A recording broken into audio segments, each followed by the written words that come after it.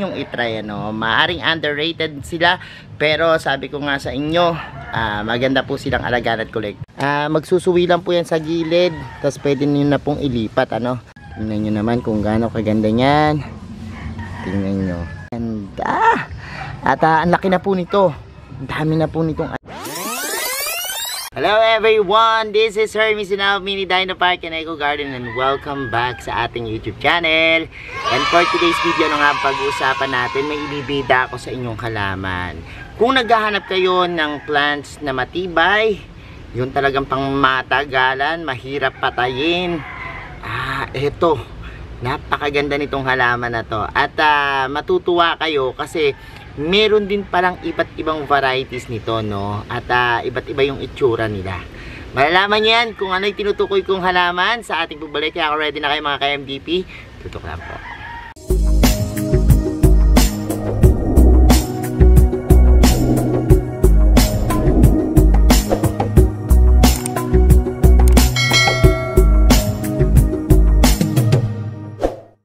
And we're back mga ka-MDP, at ngayon nga pong araw na to, meron na naman ako sa inyong ibibida at i-featured na halaman, ano. Ang halaman pong ito ay talagang collectibles, ano, na masasabi, at maganda sa bahay dahil yung iba't ibang style niya, no, parang pinya-pinya yung itsura niya, tapos parang merong konting tinik. Kaya lang yung iba hindi naman masyadong harmful yung kanilang mga tinik. Medyo light lang korte nila, no? Naka-design lang sa dahon. Ano ba yung tinutukoy ko? Ito po yung mga dikya. Akala nyo yung dikya sa mga dagat lang nakikita, no? Yung mga kumakapit dun sa mga skin, ano, kapag nag-swimming tayo sa beach. Pero may dikya din po dito sa ating mga halaman, ano.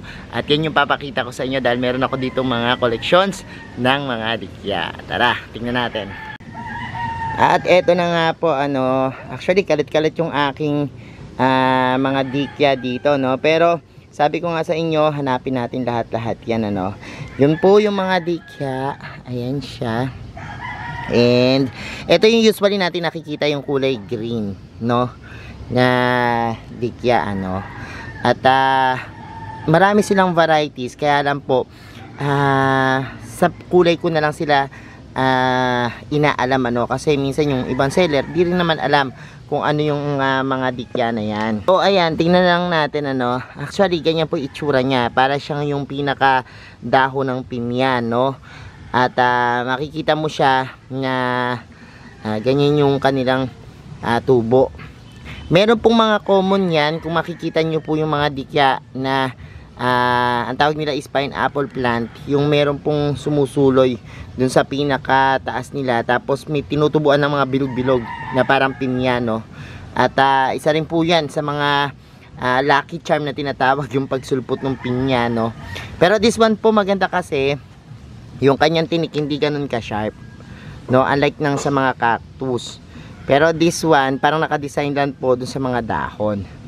Napaka-tibay po nito. Hindi basta-basta mapapatay kasi rain or shine, pwedeng-pwede itong halaman na to. Pero pakita ko pa rin po sa inyo yung iba't ibang varieties nito. Actually, ito po yung mga collection ko. Ito naman, yung reddish yung kulay niya, no? Mapula-pula yung mga kulay.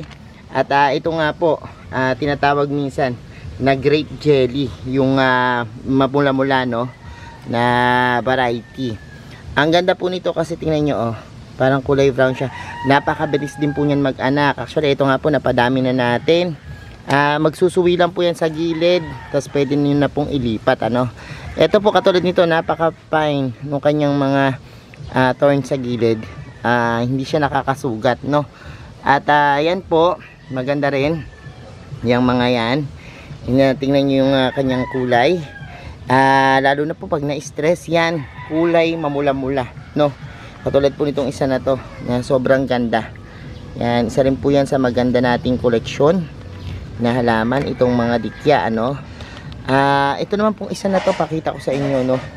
Humahaba po yung kanyang mga dahon ng sobrang haba. Ayan, ho, kita nyo, no, sa aking mga kamay. Tapos pag itinaas nyo siya, ang ganda ng tubo, parang mga buhok, oh.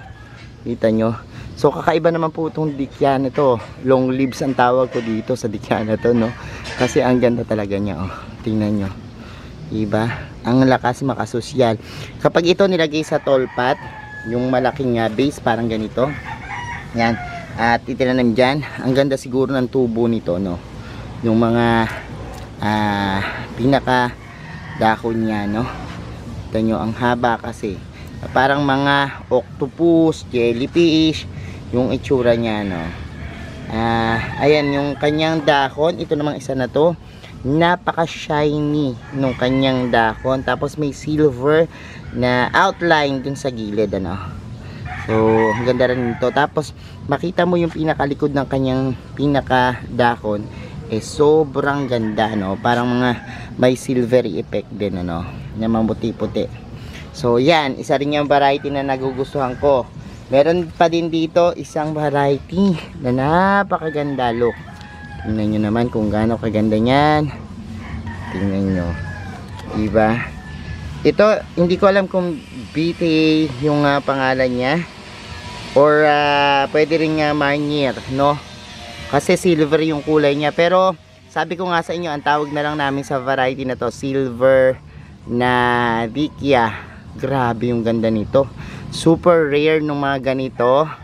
And bihira ka makakita, no? Ng ganyang itsura. Tapos yung kanyang pinakadahon, tingnan nyo, parang din drawing, ano. At ang ganda-ganda. Sobrang rare ng halamang ganito, ng variety na to. At kulay puti na masilver yung kanyang itsura, no. So ang ganda-ganda niyan. And talagang matutuwa ka kapag tititigan mo, lalo na sa malapitan, ano. At ito, nakakatuwa kung mag-anak to kasi medyo pricey din yung mga ganitong dikya, ano. Pero meron akong mas malaking koleksyon dito sa ating garden ako na talagang ikatutuwa nyo, no. Pakita ko sa inyo, tara puntahan natin. Dito po sa ating part ng garden na to, makikita nyo, ito yung dambuhala naming dikya na talaga nagkabit-kabit na yung mga anak, ano. At yan po yung Dawsoni na tinatawag, ano, yung Dawsoni ay, no, na variety. Ang ganda po nito, promise. Kapag titingnan nyo, oh, diba, yung kanyang mga dahon, sobrang ganda. At ang laki na po nito, ang dami na po nitong anak. At talagang yan, oh, ang lalaki na po niyan. And kailangan lang damuhan, ano, kasi medyo talaga kapag halimbawang tinubuan ng damo to, medyo mahirap magtanggal. Kasi tingnan nyo naman po yung tinik nito, no. Although hindi siya nakakasugat ng gano, pero medyo matalim din po, ano. At ayan po, ang ganda po ng kulay niyan kasi silver po yung pinaka nasa likod, tapos reddish yung nasa pinaka gitna, ano, yung kanyang kulay, parang naghahalong maroon, red, no, na ang likod naman ay silver. Tapos yung outline niya, yung design ng pinaka thorns, parang mga shark yung itsura, no. So ang ganda po nitong isang uri ng dikya na to, yung tinatawag na Dawsoni. Yan, napakaganda, no. Oh, yan po yung ating isang dikya dito sa garden. Pero meron pa rin po tayong iba pang dikya dito. Puntahan natin, tapos pag-usapan natin yung kanyang paano pag-aalaga sa kanila, no, yung plant care sa kanila, no.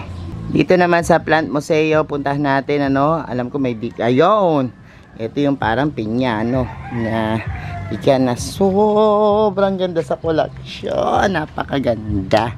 Ito naman yung pinaghalong yellow, green, and red, no. Ang ganda talaga niyan. At ito almost hindi ko alam kung 1,000 yung dami nito, no. Maliliit lang siya, pero hindi siya lumalaki, pero siksikan siya sa paso, ano.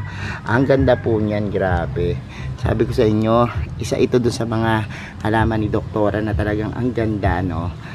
Dito sa Plant Museo. Yan. And paano nga ba alagaan, ano? Kung mapansin nyo po, pwede po siya rain or shine. Hindi po siya maarte. Pagdating sa lupa, talagang makikita mo na okay sa kanya yung fast draining na potting mix, ano, dahil parang party rin niya ng succulents, ano, kamag-anak. At pero hindi rin siya maarte kung mga loam soil ang itataniman nyo, no, kasi sabi ko nga sa inyo, makita minsan sila dinidirekta sa lupa yung mga dikya, no, lalo na yung mga common na varieties, ano, talagang tinatanim dyan. At mabilis silang dumami, at wala kang dapat ingatan dahil hindi naman sila tunawin, no. Siguro kung halimbawang magkataon lang na talagang babad sa tubig, yon maaring mamatay sila o magka-root rot, stem rot, dahil ito meron itong tinatawag na parang ayan, rosette yung kanyang itsura, sapin-sapin yung mga dahon niya, and kapag hindi natuyo yung tubig doon, maaring sigurong mabulok, no. So pero ako never ko na experience pa yung ganyan sa mga dikya, ano. Sabi ko nga sa inyo, iwanan nyo lang yan, mabait, at talagang kayang-kaya niyang mabuhay ng sarili lamang, at kahit nature lang yung magpalaki sa kanila, no. Ingatan lang po ito kasi alam niyo naman, sabi ko nga sa inyo, may mga konting-konting tinik yan. Kapag halimbawa sa mga bata, ilagay lang po sa tamang lalagyan yung medyo malayo, no, doon sa naabot ng bata, napapaglaruan. So cautions lang po, ano, para sa mga pero kung kayo naman meron kayong isang place na for collections area, maganda silang ilagay doon, ano. Actually meron pa po niyan dito, anto, grabe ang ganda nitong isa na to. This one is another na green naman. Sabi ko sa inyo, ang daming variety, napaka-wide ng varieties ng mga dikya. Kaya lang, minsan, underrated lang talaga sila, no, o hindi napapansin. Pero, kapag isa kang collector ng halaman, at sabi ko nga sa inyo, marami sa atin nagkukolekta ng mga succulents, ano, at hindi makabuhay. Ito yung subukan nyo. Napaka-hardy na succulents, no, hardy na plants, itong ating dikya, no. So, yan po yung ating dikya na ubod ng ganda. Napakarami rin po yan kapag nag-ubo, nagka-cluster po kasi sila, no? So, yan po. So, ayan mga ka-MDP, napanood nyo na yung isang uri ng halaman na pwede nyong itry, ano? Maaring underrated sila, pero sabi ko nga sa inyo, maganda po silang alagaan at kolektahin. Ayan, salamat ng marami sa inyong pagtutok ngayong araw na to, sa lahat na nagla-like, nag-share at nagko-comment sa ating mga video. Sa mga hindi pa po nag-subscribe sa ating YouTube channel, kung bet na bet nyo po yung ganitong usapan plants and gardening, mag-subscribe na po kayo, no? Huwag nyo pong kalimutang i-hit yung notification bell para laging updated sa aming latest uploads, pati po sa iba't iba nating social media accounts, sa ating TikTok, Instagram, Facebook pages. Search lang po Hermy Sunaho or Mini Dino Park and Eco Garden, makikita nyo na yan. Salamat ng maraming mga ka-MDP, and this is Hermy Sunaho nagsasabi sa inyo ng happy planting. Bye!